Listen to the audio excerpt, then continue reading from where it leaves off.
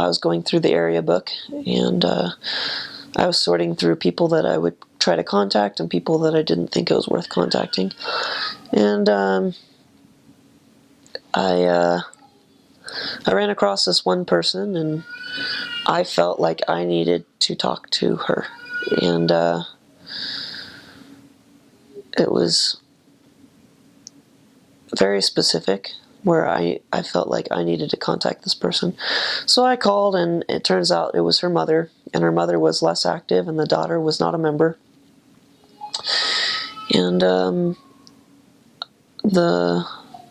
mother's sister, I think she had two sisters. At least one of the sisters was an active member, and she had a sister in another town that I went to who was an active member.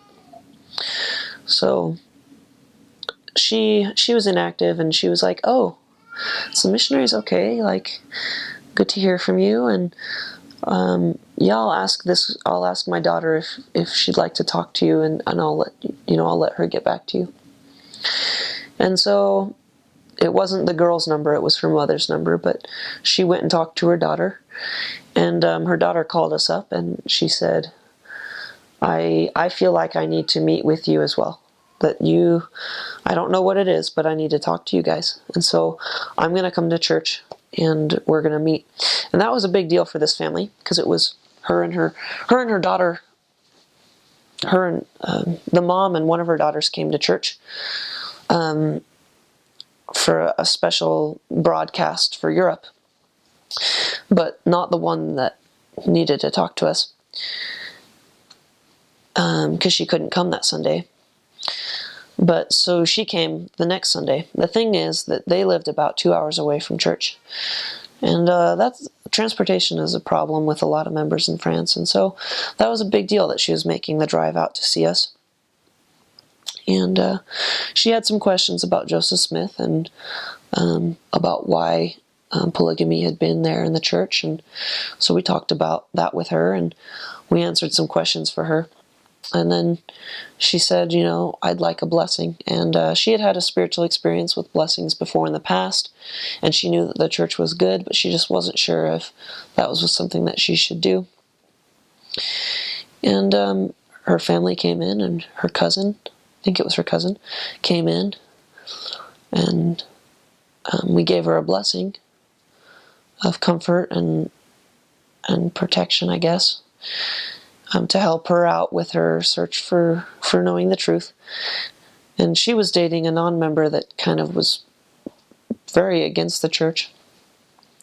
But for her and for us, this was a really spiritual experience. Again, I guess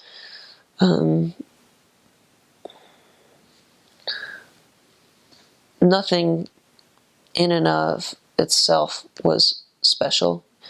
Telling her that God would be there to watch over her, that He would bring her back even if she fell away from what He wanted, and that He would direct her. Those sort of things that were said in the blessing were very touching for her and for her family, and not necessarily for other people.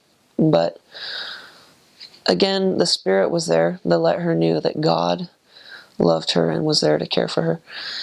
And I think one of the big miracles, more so than me knowing that I needed to talk to her, and knowing that there are people on my mission that I needed to meet with, that only I could help, that I could relate with.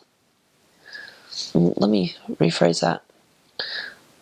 Yes, that I could relate with, that nobody else maybe could, but it's not the relating that's important. I think when, as a missionary, you can relate with an investigator, it creates a way for the Spirit to testify and to teach. And I think that was what the tool was that God was using me for. And I think this girl had a lot of self-esteem issues, a lot of... she was addicted to smoking, and she wanted to stop. And she needed to understand that God really did love her no matter what. And I was in a position where I could help her understand that. And I think a big thing that happened